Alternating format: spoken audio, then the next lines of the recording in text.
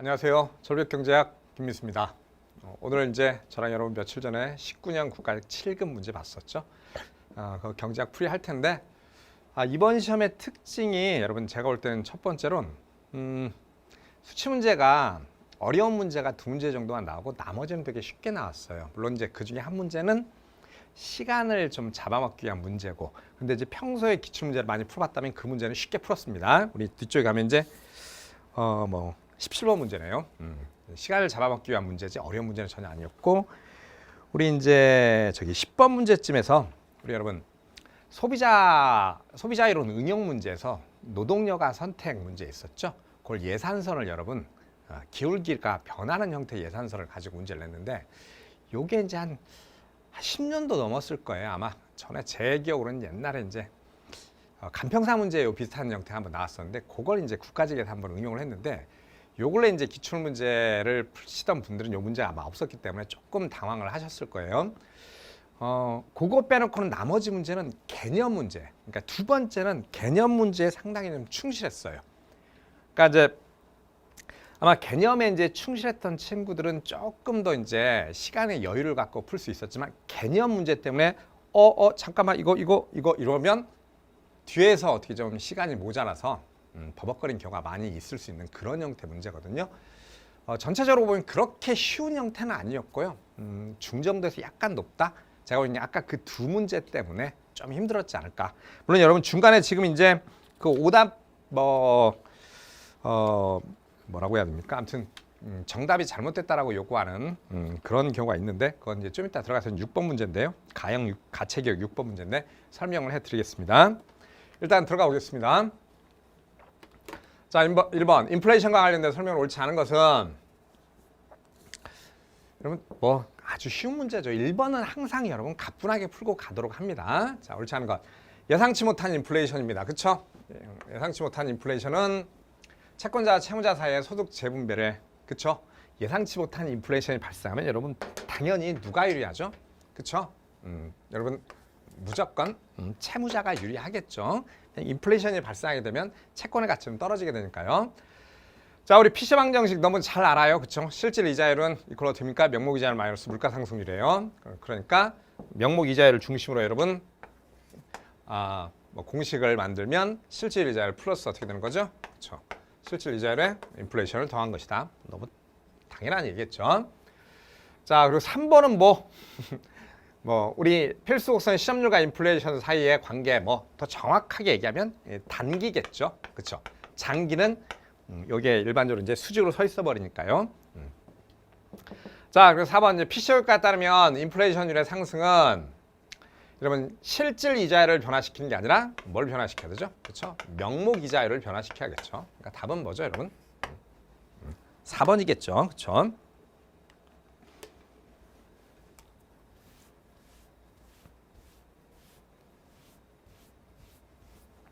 자, 2번 문제 보겠습니다. 우리 요 근래 여러분 작년 재작년에부터 내생적 성장 이론이 좀 많이 나오는데, 여기 이제 이게 이런 걸 좀 많이 좀 요 근래 잘 사용하는 것 같은데, 내생적 성장 이론이라고 얘기하면 될 텐데 신성장 이론이라고 얘기해요. 사실상 뭡니까, 여러분? 사실상 내생적 성장 이론이에요. 오케이? 크게 이제 내생적 성장 이론에서 이제 그 묶여서 연결되는 건데, 이제 폴 로머라고 하는 이제 학자가 자신이 원래 이제 내생적 성장 이론을 80년대 후반에 주장하는 논문을 쓰는데, 그것들을 이제 보완적인 형태로 90년대 초반에 또 논문을 한 편 써요. 이제 그 부분에 관한 얘기인데, 우리 그런데 여러분 이게 아무튼 신성장 이론이 아무튼 내생적 성장 이론이 아니라 하더라도 이게 솔로 모형은 아니겠구나라고 하는 것만 알면 사실 답이 보여요. 여러분 1번 읽어보시면 기술혁신은 우연한 과학적 발견 등에 의해 외생적으로 주어진다. 이건 완벽하게 여러분 솔로 모형이에요. 그쵸? 그러니까 그냥 답은 1번입니다. 문제를 좀 까다롭게 내려고 했던 건지 어떤 건지 잘 이해가 안 되는데 읽자마자 답이 나오고, 여러분 그냥 작년 재작년 문제만 풀어도 바로 그냥 답이 나오는 문제입니다. 그쵸? 일단 이제 로머라고 하는 학자가 이제 내생적 성장 이론은 우리가 이제 한 국가 내부에 생산하면서 기술적인 변수들이 존재하기 때문에 지속적인 성장이 가능하다라고 하는 측면을 얘기하는 거죠, 이제. 그러니까 이제 기업이 우리가 이제 R&D 투자를 해요. 이 R&D 투자의 결과 무슨 일이 생기냐? 기술 진보가 쭉 발생을 하게 됩니다. 그런데 이제 이 기업이 여러분 막대한 비용을 투자해서 기술을 만들어냈잖아요. 당연히 여러분 이 기술에 대해서는 당연히 배제성이 있어야 돼요. 아니면 여러분 아무도 투자를 안 하게 돼요. 쉽게 하면 여기 이게 뭐죠, 여러분? 쉽게 얘기하면 지적재산권이에요. 그렇지만 여러분 우리가 이 기술이라고 하는 것들 자체가 이제 우리가 논문의 형식과 아이디어의 형식으로 많은 업계에 이제 보고가 되겠죠. 학계라든가 이렇게. 그런데 우리가 그 기술을 사용하는 데는 돈을 내야 되지만 그것들에 관한 여러분 논문이라고 하는 것들 자체는 돈을 낼 필요가 없고 다른 사람이 그걸 본다고 해서 내가 못 보라 그러진 않겠죠. 그러니까 이 부분에 대해 이 기술이라고 하는 것들은 배제성 갖지만 비경합성을 갖게 된다. 근데 요것들이 이제 한편으로는 또 사회적인 영향을 발생하기 때문에 기술 축적을 가능하게 한다. 그리고 이제 이런 기술 진보가 배제성, 즉 지적재산권 때문에 여러분 독점 이윤을 누리는 이제 기업들이 대거 등장을 하게 되면서 성장들이 지속적으로 연결될 수 있다. 뭐 이런 얘기를 하는 게 이제 신성장 이론이라고 얘기를 합니다. 자, 그러면 이제 요거 보셨으면 나머지는 여러분 다 보이겠죠, 그냥. 기업이 연구개발에 참여하거나 기술 변화에 기여할 때 경제의 지식 자본 스톡이 증가한다. 그렇죠? 이제 한편으로 이제 이 지식도 이제 기술의 일종이 되는 거겠죠. 그리고 이제 3번 개별 기업이 아닌 경제 전체 수준에서 지식 자본의 축적을 통해 수학 체증 뭐 이런 방금 얘기했죠. 그 R&D 투자라고 하는 부분들이 일단 단기적으로는 그 기업의 독점적 이익을 보장하지만 여러분 지적재산권 특허권이 계속 가는 게 아니잖아요. 길어봤자 15년이에요. 그러면 15년이 지나면 그렇죠. 그 기술은 누구나 사용할 수 있는 거고 거기에 기반해서 또 새로운 기술이 응용되는 거니까요. 그런 측면에서 이제 지속적인 성장이 가능케 한다. 그리고 이제 4번은 뭐 좀 전에 얘기했죠, 여러분. 당연히 기업의 그런 R&D 투자를 보장하기 위해서는 일정하게 이제 단계 지적재산권을 보장할 필요가 있다. 문제를 잘 낸 것 같은데 저기서도 살짝 이제 변형시키면서 근데 이제 답은 쉽게 나옵니다. 자, 3번.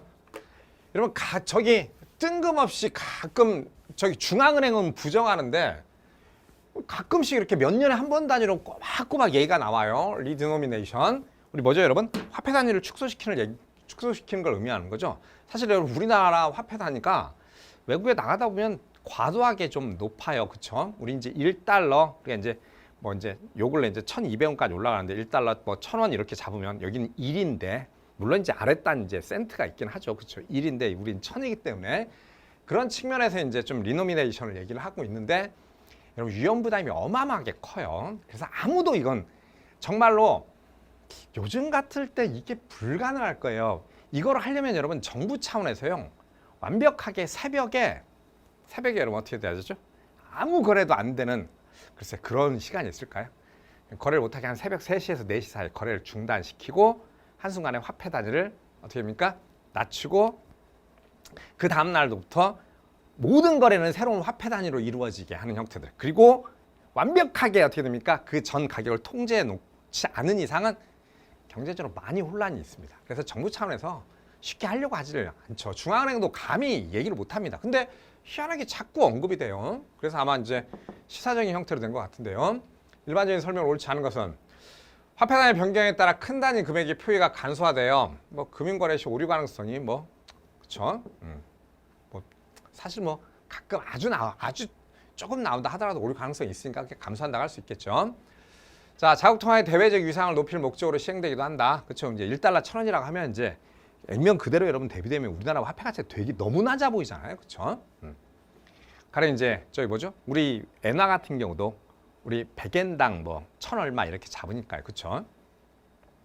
근데 이제 3번이 여러분 제가 계속 지금 설명하면서 어떻게 합니까? 위험성을 얘기했는데 위험성이 여러분 무엇 때문이죠?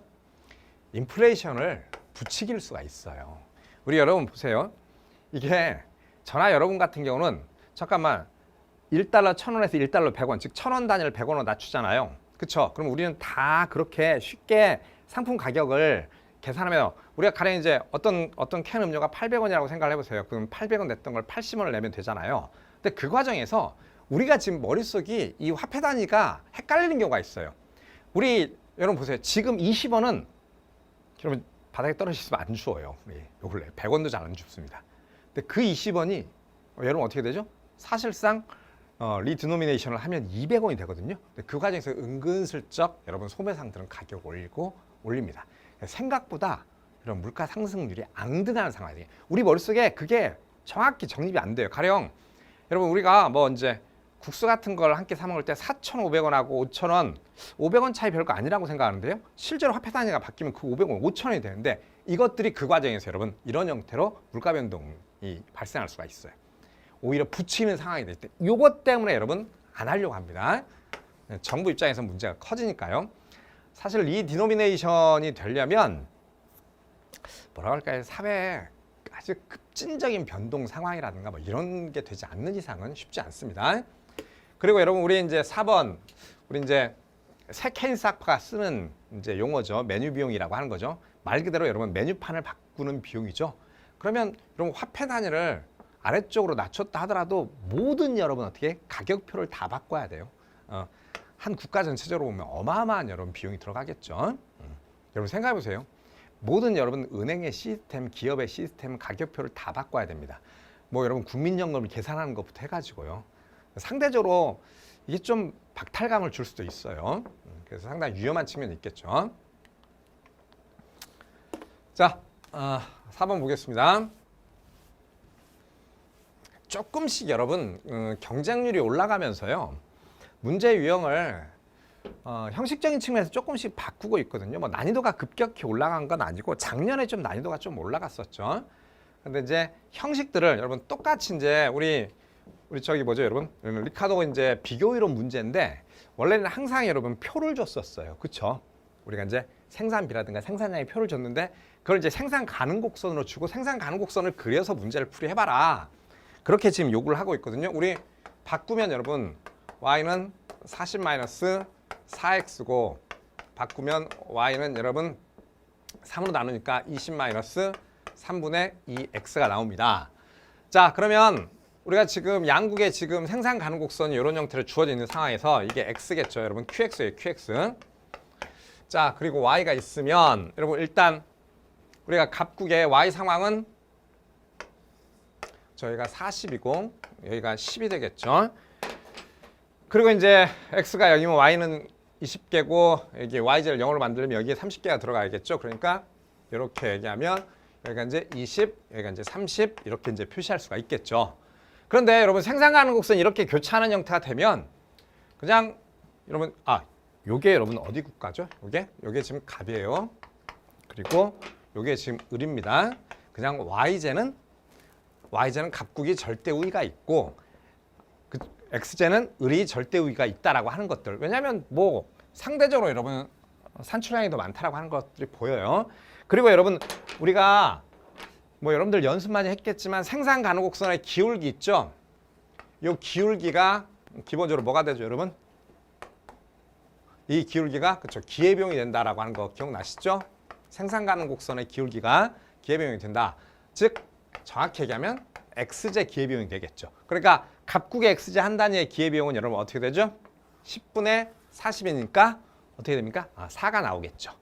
반면에 이제 x제 한 단위 을국의 기회비용은 여러분 30분의 20이니까 3분의 2가 나오겠죠. 그러니까 우리는 x제는 을국이 특화하는구나 라고 하는 걸 바로 그냥 그림과 동시에 판단할 수가 있겠죠. 반대로 여러분 y제의 기회비용을 잡으라고 하면 기울기 값을 반대로 구하면 되겠죠. 그렇죠? 자, 1번 보시면 갑국의 x제 한 단위를 늘리려면 y제 생산을 여러분 갑국은 여러분 x제 한 단위 기회비용이 4예요. x제 한 단위를 늘리기 위해서 y제를 몇 개 줄여야 됩니까? 그렇죠. 4단위 줄여야겠죠. 그렇죠? 그리고 갑국은 x제 생산에 절대우위를 갖는다. 여러분 x제 생산의 절대우위는 을국입니다. 뭐 그림에서 일단 생산량이 많아요. 그렇죠?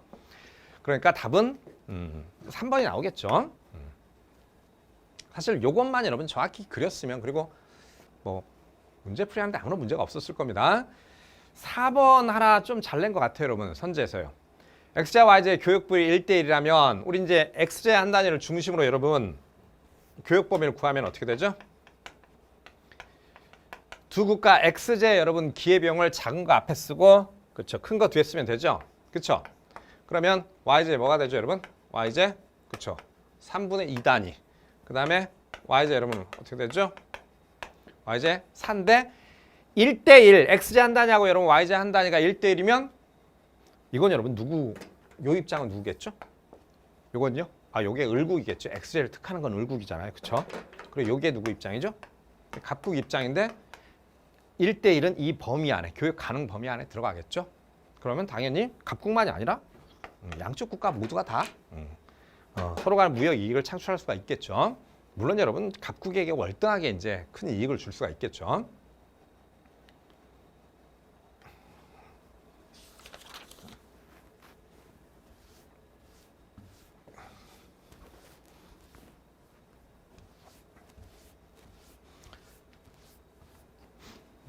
오번 문제 보겠습니다. 여러분 아까 제가 좀 전에 문제 형식들을 조금씩 바꾼다 그랬잖아요. 사실 뭐 내용적인 측면에서는 크게 차이는 없는데 이제 기존에 이제 여러분들이 이제 수험 준비를 하면서 기출문제에 워낙에 익숙해지니까 형식을 이제 못 보던 형식으로 좀 바꿔봤어요. 여러분 이것도 이제 정부의 시장 규제 정책, 가격 규제 정책 부분에서 나왔는데 지금 쭉 보면 수요 곡선과 공급 곡선이 다음과 같고 요 아주 특이한 형태를 냈죠. 정부가 균형 가격을 시장 가격으로 설정하고 사실 우리가 알고 있는 상식으로는 이건 뭐 의미가 없는 건데 그런데 보니까 뒤에 여러분 조건이 하나 붙어 있어요. 조건이 뭐가 붙어 있죠? 시장 거래량을 통제합니다. 그러니까 일반적인 형태는 여러분 뭐였죠? 가격 통제였는데 그걸 이제 돌려가지고 뭘 만든 거예요? 그쵸? 우리가 수량, 공급량을 통제하는 정책을 정부가 써봤다. 그때 그런데 문제는 아무리 그 형식을 바꿨다 하더라도 여러분 구하라고 하는 문제는 결국에는 여러분 뭡니까? 사회적 후생이에요. 그렇죠? 그러면 우리 보시면 요거 이제 우리 여러분 일단 균형을 먼저 구해볼까요? 10-2p 이꼴 마이너스 2 플러스 2p입니다.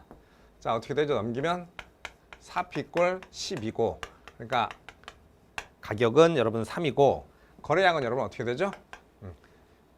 거래량은 6이니까 여기 4가 나오겠죠. 우리가 이걸 이제 그림을 쭉 그리면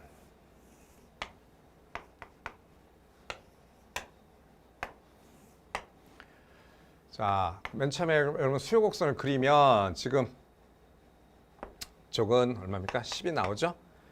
그리고 우리 수요 공급 곡선 그리면 여기가 여러분 지금 여기가 여러분 정부가 가격을 어떻게 하죠? 시장 가격을 규정 가격으로 인정한다고 하는데 이게 이제 3이겠죠.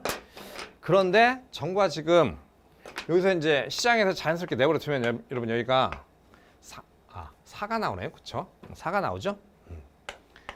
정부가 지금 무엇을 통제한다고 하죠, 여러분? 거래량을요. 2로 통제를 해버리겠대요. 그렇죠? 자, 그런데 여기가 그럼 공급 곡선도 절편값을 구하면 얼마 나오죠? 1이 나오겠죠.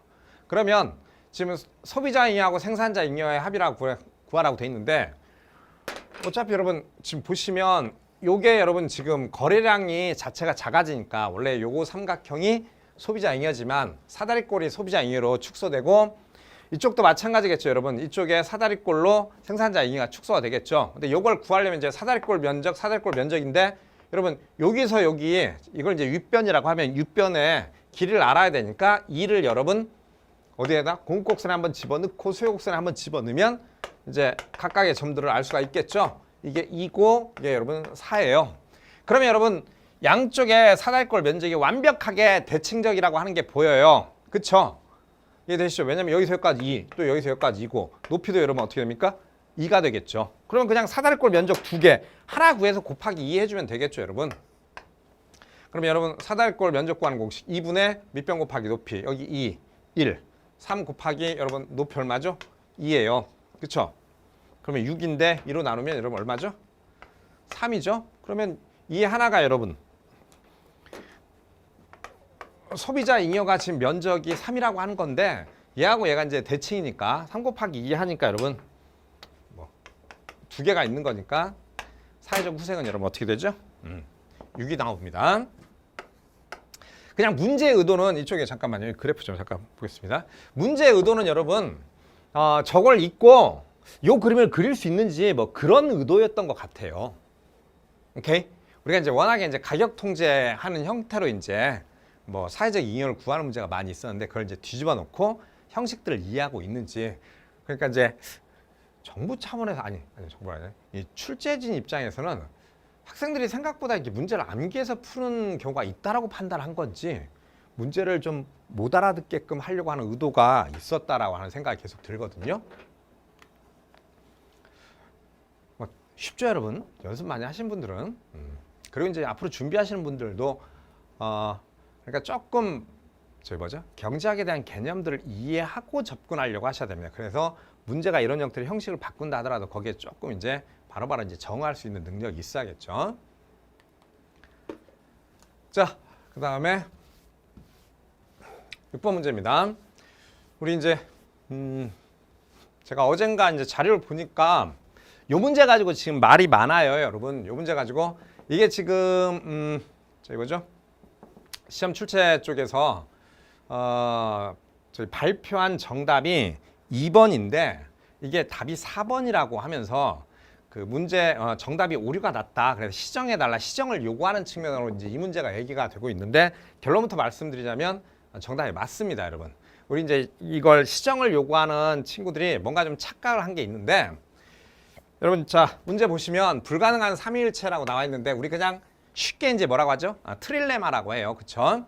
이제 세 가지 정책이죠. 여기 보면 자유로운 자본 이동 그리고 물가 안정이 아니라 환율 안정인데 조금 더 정확히 표시하면 뭐죠, 여러분? 그쵸? 고정환율제예요, 고정환율제.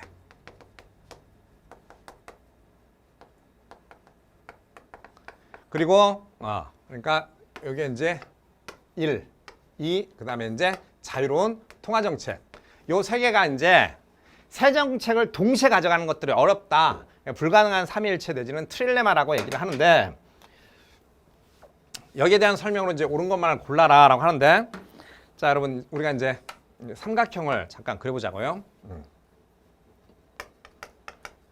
자유로운 자본 이동.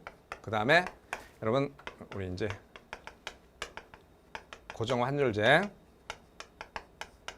그다음에 정부의 자유로운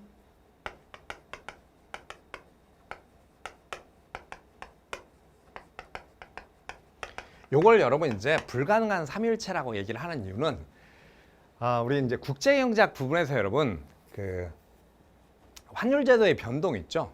국제 이제 통화제도의 이제 변동 부분에서 요것들이 계속 이제 문제가 돼서 나오거든요. 그러나 이제 여러분 보시면 여기 요렇게 두 개를 묶은 것들이 바로 뭐냐? 요 두 개를 묶은 것들이 사실상 19세기 후반하고 20세기 초중반까지 있었던 근본위 제도예요. 얘가 근본위 제거든요. 그리고 여러분 요런 형태로 묶은 것들이 있죠. 고정환율제에다가 자유로운 통화정책. 그리고 얘를 포기하고 얘를 제약을 한 게 요게 이제 브레튼 우주체제입니다. 쉽게 얘기하면 여러분 우리 2차 세계대전 끝나고 국제무역질서가 다시 복원되는 과정에서 만든 게 요거거든요. 지금은 뭐죠, 여러분? 그렇죠? 지금은 요거예요. 얘를 이제 하나 버린 거죠. 요게 이제 어떻게입니까? 20세기 뭐 후반에 지금 현재 20세기 후반에 여러분 변동환율제에다가 더불어 이제 WTO 체계가 요걸 이제 만든 거죠. 그러니까 둘 중에 하나는 포기할 수밖에 아니요. 셋 중에 하나는 여러분 포기돼야 되는데 일단 여러분 보세요. 우리가 고정환율제하고 자유로운 자본이동을 통해서 19세기하고 20세기 이제 중반에 무역 질서가 이루어졌는데 여기서 일단 우리 기억번에 이제 학생들이 이제 이게 정답이다, 이게 맞는 말이다라고 얘기하는데 물가 안정하고 환율 안정을 이제 같은 걸로 놓고 보는데 여러분 잘 생각해 보세요. 물가 안정하고 환율 안정이 요런 관계가 성립이 되겠죠. 요런 관계가요. 요런 관계가 성립이 되는 거거든요. 물가 안정과 환율 안정이라고 하는 부분들이 공통된 지점이 있지만 둘이 완벽히 일치할 수가 없어요. 그냥 간단하게 하나만 말씀을 드릴게요. 우리가 고정환율제를 선택을 하고 있고 자유로운 자본이동을 선택하고 있는 여러분 근본이제 우리가 19세기하고 20세기 초반의 상황을 잠깐 보겠습니다. 우리 이제 간단하게 그냥 환율의 형태로 환율과 거래량 부분에서 우리 고정환율제를 수요하고 이제 외환시장에 수요 공급이 있을 때 정부가 이제 국제적 약속으로서 이제 환율을 이렇게 통제하고 있다고 가정을 해보자고요. 그렇죠? 근데 여러분 고정환율이라고 하는 것들 자체가 시장에서 수요 공급이 없는 건 아니잖아요. 그걸 중앙은행이 개입해서 계속 균형을 즉 대외적인 약속인 환율을 유지시켜 준 거잖아요. 자 잠깐 생각해 보세요. 이 국가가 대외 경쟁력이 있어가지고요. 여러분 수출 증가시켰어요. 쉽게 얘기하면 경상수지 흑자가 났어요. 자 무슨 일이 생겨요? 원래 이제 근본이제 상황에서 여러분 우리가 아직 기축통화가 있기 전에 금의 이동이 이제 화폐적인 형태로 이동을 하는 거예요. 이게 이제 흉이라고 하는 학자가 얘기한 물가정화 플로우 메커니즘인데 어떤 국가가 그러니까 흉은 이제 이렇게 생각한 거예요. 자유로운 금의 이동이 전 세계적인 균형을 맞춰준다고 본 겁니다. 예를 들면 우리 국가가 수출 많이 했어요. 그러면 상대 국가 어떤 국가는 분명히 여러분 무역 수지 경상수지 적자가 나요. 그럼 그 국가의 금은 어디로 들어와야 되죠?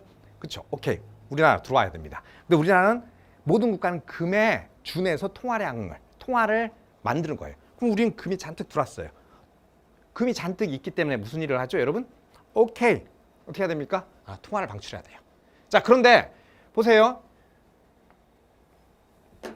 금이 잔뜩 들어왔어요. 그러면 우리나라의 화폐 가치라고 하는 부분들이 여러분 당연히 커지니까 즉 외화라고 하는 측면에서 금이 잔뜩 들어오니까 무슨 일이 생기죠? 외환시장에서 공급 증가로 환율은 하락 압력을 받아요. 그런데 뭘 해야 돼요? 그쵸. 방금 제가 뭘 했어요? 고정 환율을 무조건 유지를 해야 돼요, 여러분. 그쵸? 정부가 할 수 있는 건 뭡니까? 정부가 할 수 있는 건요?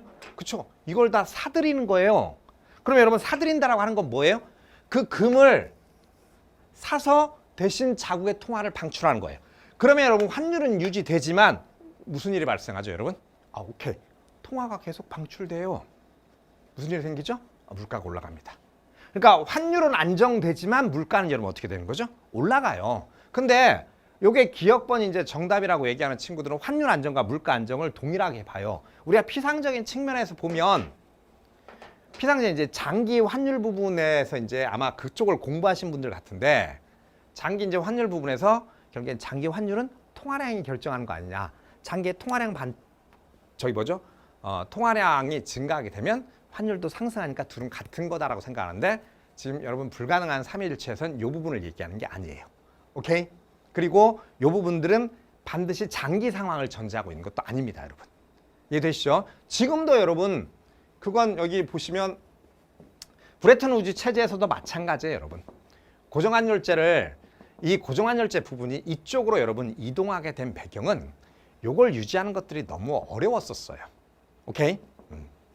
그래서 여러분 기억번은 틀린 상황이 됩니다.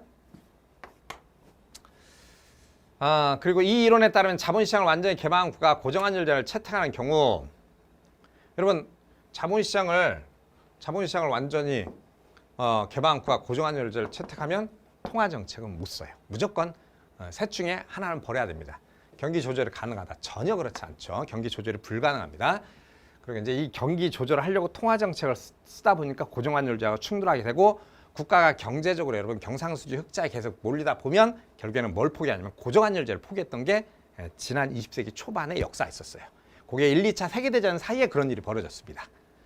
그래서 답이 여러분 D급번입니다.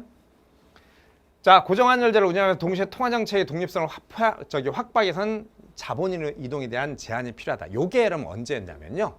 요 시기가 이른바 이제 70년대, 80년대, 90년대 초반까지였어요.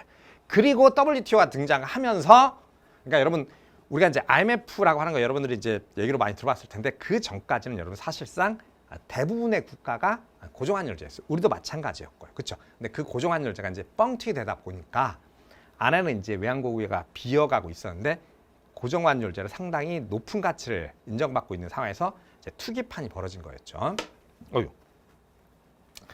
아무튼 이거 좀 알아놓으시면 뭐 좀 도움이 될 겁니다. 그래서 답은 여러분 D급번입니다. 기억번이 답이 될 수가 없어요.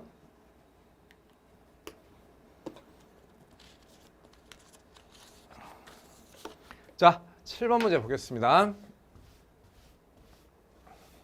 제 기억으로는 그러니까 제가 계속 문제 풀이하면서 지금 말씀드리는 게 뭐냐면 문제 형식이 좀 바뀌었다. 문제가 이제 난이도가 그렇게 올라간 게 아니라 형식이 바뀌었다고 하는 게 사실 이게 여러분 경상수지 문제도 우리 7급 정도 준비하는 친구들한테 너무 쉬워갖고 그렇게 문제가 자주 나오는 것도 아니었어요. 이거 뭐냐면 뭐 사실 단순 산수잖아요. 근데 이제 그런 형태를 또 냈더라고요. 저도 보면서 조금 뭐지 이건? 물론 이제 난이도가 어딘가 난이도가 어려워서 빡세게 이제 풀이한 데가 있겠구나 했는데 뒤에서 이제 그런 문제가 한 두세 문제가 나왔었죠. 자, 여러분, 우린 뭐 이 문제가 정말 쉬운 게 자본금융계정을 이런 형태로 내면 그게 더 어려울 텐데 경상수지를 냈어요. 자, 일단 뭐 전체로 19년 3월에 경상수지가 전체로 쭉 있죠. 상품수지 흑자, 상품 서비스 본원 물론 여러분 이제 상품수지가 상품 말 그대로 재화의 수출입이고 서비스 부분이 아주 여러 개가 있는데 이걸 이제 기억을 해야겠죠. 어떤 부분이 대표적인 게 우리가 먼저 여행이라고 하는 부분, 그다음에 상표권 대여라든가 뭐 이런 거, 건설도 이제 해외 나가서 여러분 건설을 하는 것도 건설 서비스 부분으로 들어갑니다. 자, 그리고 이제 본원소득 수지가 이제 해외 투자해서 벌어들인 내지는 노동소득 부분을 얘기하는 거고 이전소득은 해외 무상으로 이제 징여하거나 얻는 부분을 얘기한다라고 하는 건 여러분들 이제 뭐 그 정도는 충분히 알 거라고 생각을 하고요. 자, 아무튼간에 19년 3월에 100억 달러 정도 흑자가 있었는데 4월 달에 다시 경상거래가 변했다. 자, 보시면 여러분 어떻게 되죠? 상품 수출이 250억 달러, 상품 수입이 50억 달러니까 여러분 상품 수지는 상품 수지겠죠? 그냥 상품이라고만 쓰겠습니다. 상품 수지는 그쵸? 100억 달러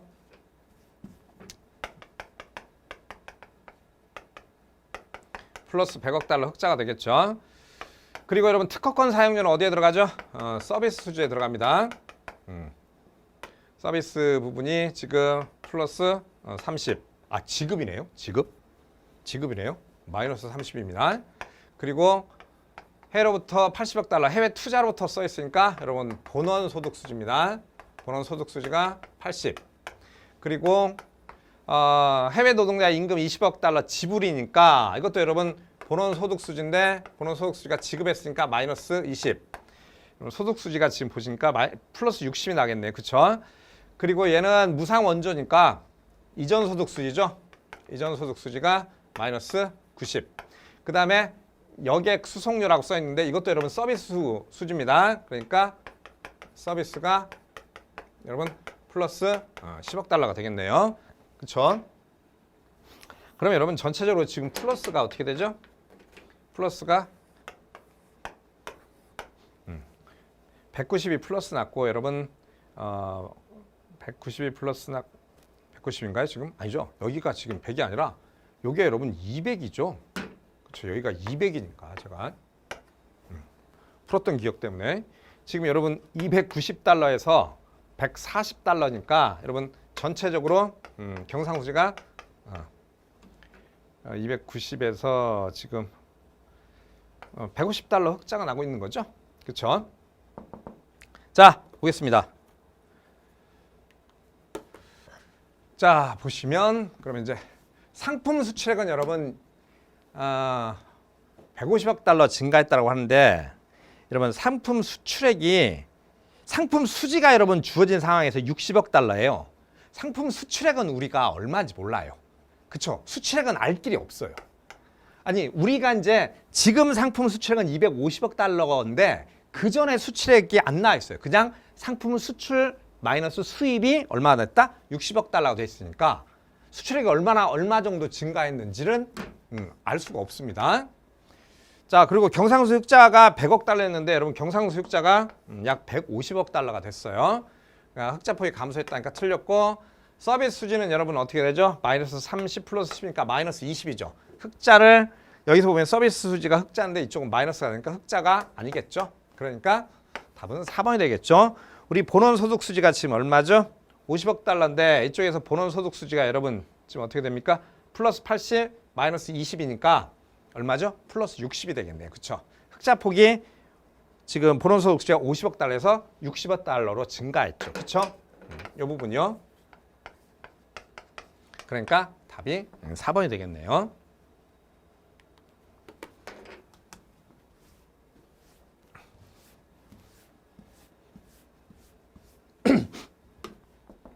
8번.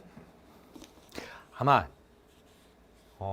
제가 얘기했는 대로 이 형식이 좀 바뀌어가지고 학생들이 시간이 좀 많이 걸렸을 것 같은 느낌이 들거든요. 그래서 이제 시간이 부족했다.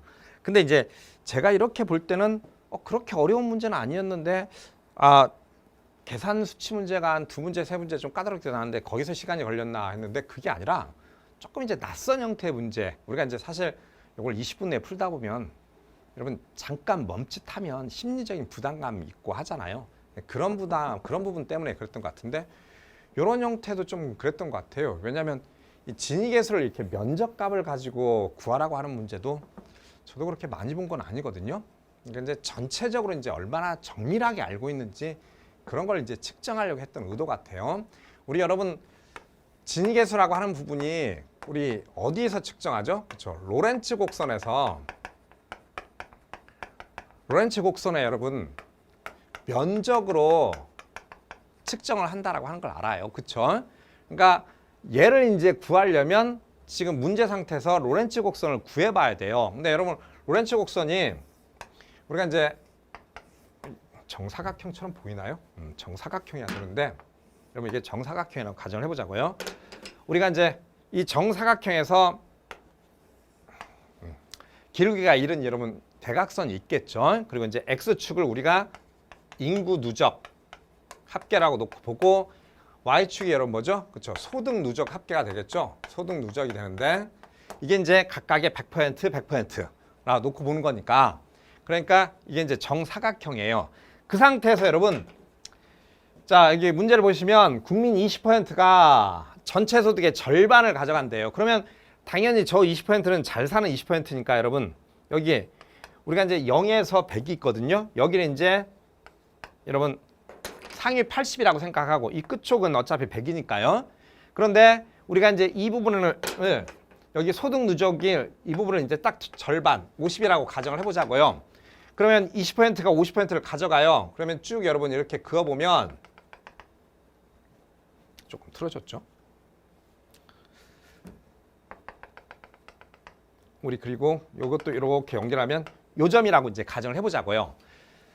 자, 국민 20%가 전체 소득 절반을 가져가고 그 외 국민 80%가 나머지 절반을 여러분 여기서 이제 균등하다라고 하는 것들 자체는 소득을 동일하게 나눠 갖고 있기 때문에 여러분 균등하면 로렌츠 곡선의 기울기 값이 직선으로 나와요. 그러니까 0에서 80%까지는 나머지 소득을 균등하게 가져가요, 여러분. 그러면 이런 상황이 생겨요. 그렇죠? 그리고 80에서 여러분 나머지 부분도 여러분 왜냐하면 연결돼 있건 절반을 그 외 80%가 나머지 절반을 그다음에 균등하게 그렇죠? 이렇게 이제 이런 형태 이제 로렌츠 곡선이 나와요. 그러니까 사실 이 국가는 뭐 이걸로 표현하면 여러분 딱 두 개의 계급으로 이루어졌겠죠.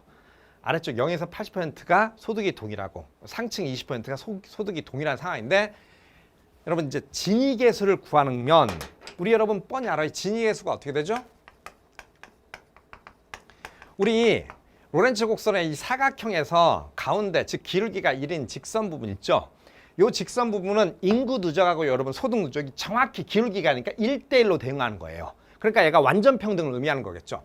완전 평등을 나타내는 어떻게 됩니까? 직각 삼각형에서 이 부분이 이제 여러분 뭐가 되는 거죠? 이 부분이 이제 이만큼 기본적으로 이제 완전 평등한 부분에서 이 부분이 이제 소득을 왜곡시키는 즉 불평등을 표현하는 부분이잖아요. 그래서 이 부분들을 이제 나눠진 값들을 우리 진위계수라고 하는데 당연히 얘가 요 여러분 그 불평등을 표현한 부분은 어차피 전체 삼각형 안에 일부니까 0에서 1값을 갖잖아요. 그러니까 결국에는 요거를 실제 이제 면적을 한번 구해봐라. 이렇게 지금 문제를 요구를 했어요. 이제 수학적인 대칭들을 알면 이제 저나 여러분이나 이 수학적 대칭 여러분 여기 같은 경우는 이게 수학적 대칭이기 때문에 여기가 이제 수학적 대칭이기 때문에 얘하고 면적이 같다 뭐 이런 것들을 우리가 지금 근데 이게 다 까먹었을 것 같아요. 이걸로 푸는 것보다는 여러분 그냥 우리가 보시면 사다리꼴 면적이 나와요. 그냥 여러분이 어떻게 하든지 관계없는데 이렇게 해서 사다리꼴 면적하고 삼각형을 하나 이렇게 해서 더해줘서 여기 전체 삼각형 면적에서 빼주면 이 값이 나오잖아요. 내지는 뭐 저는 그냥 이렇게 구했어요. 여기 사다리꼴 면적 하나 나오고 여기 여러분 삼각형 하나 나오잖아요. 우리가 여기가 50인 거 알아요. 여기 우리가 전체를 100 잡았죠. 가령 여러분 저하고 요 면적 하나 이렇게 구해보겠습니다. 요 면적 그리고 요 면적 이렇게 구해볼게요. 오케이? 아니다. 그 전에 여러분 요 삼각형 면적이 어떻게 되죠? 요 완전 평등을 즉 로렌츠 곡선이 왜곡되지 않고 완전히 평등한 형태의 면적은 여러분 여기 100, 여기 100. 그러면 곱하기 하면 만 나와야 되는데 삼각형 면적이니까 여러분 100 곱하기 100 곱하기 2분의 1이어야 되니까 이게 전체 면적이 오케이 5000이구나 라고 하는 게 보여요. 그쵸? 그 상태에서 여러분 여기 사다리꼴 면적 한번 볼게요. 그러니까 이제 이렇게 된 겁니다. 여러분 제가 여기서 이렇게 된 걸. 그러면 이 면적을 구하면 여러분 2분의 여기 아래 얼마죠 여러분? 100이에요. 100 플러스 이쪽이 얼마입니까? 20이에요. 그 다음에 여러분 높이가 지금 얼마 되죠? 50이에요. 그러면 여러분 여기 120이죠? 그쵸? 그러면 2 나누면 여기 60이잖아요.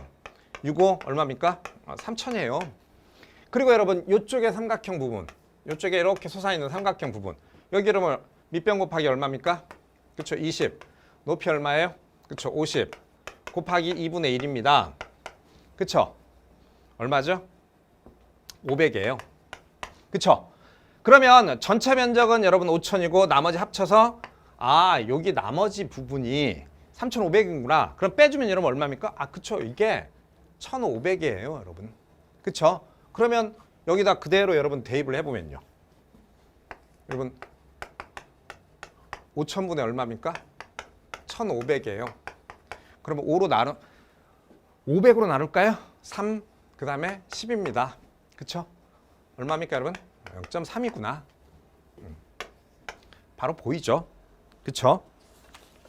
그러니까 이제 사실 제가 여러분들하고 설명하기 위해서 뭐 좀 시간이 이렇게 이 개념 제가 이제 설명하기 위해서 걸렸지만 만약에 이것들을 정확히 알고 있다면 뭐 이런 식의 계산은 여러분들 뭐 사실 눈으로 바로 하잖아요. 그쵸? 자, 그리고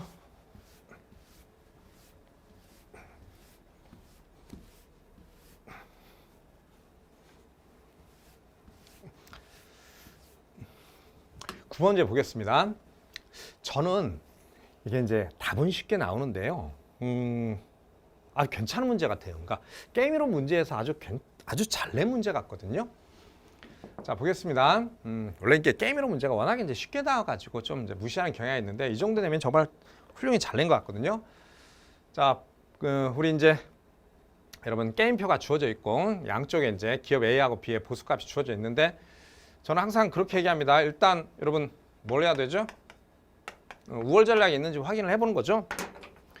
자 보시면 기업 A는 A라고 하는 광고라고 하는 우월 전략이 있고 여러분 기업 B도 명확하게 여러분 광고라고 하는 우월 전략이 있어요. 그럼 볼 필요 없어요. 그냥 여러분 우월 전략끼리 만나면 그냥 볼 필요 없어요. 그냥 우월 전략 균형이 있고 그쵸? 그게 곧 뭡니까? 그쵸 유일한 내시 균형이 돼요. 그쵸? 그런데 1번에 보면 이 게임의 우월 전략 규정과 순수 전략 내시 균형은 다르다고 하는데 아니죠. 우월 전략 균형이 나타나면 그냥 우월 전략 균형이 내시 균형이 되는 거겠죠. 그러니까 다르다고 했으니까 틀렸고 이 게임의 내시 균형은 파레토 효율적이지 않죠. 왜냐하면 둘 모두에게 효율적인 둘 다 광고 안 하면 여러분 15,15가 돼요. 제가 이제 이 문제를 잘 냈다고 하는 이유가 일반적으로 이 15,15가 내시균형 서로 간에 이제 학습 효과를 하게 되면 1이 간다라고 얘기를 하는데 그래서 이제 4번에 이게 나와 있는데 이 게임이 이제 2회 반복되면 파레토 효율적인 상황이 규정으로 달성된다라고 하는데 여러분 이게 그렇지 않죠. 일단 제가 먼저 4번 먼저 꺼냈으니까 4번 먼저 보겠습니다. 자, 왜 그러냐? 여러분 학습 효과를 통한다 하더라도 여기 보세요. 기본적으로 15,15가 됐어요.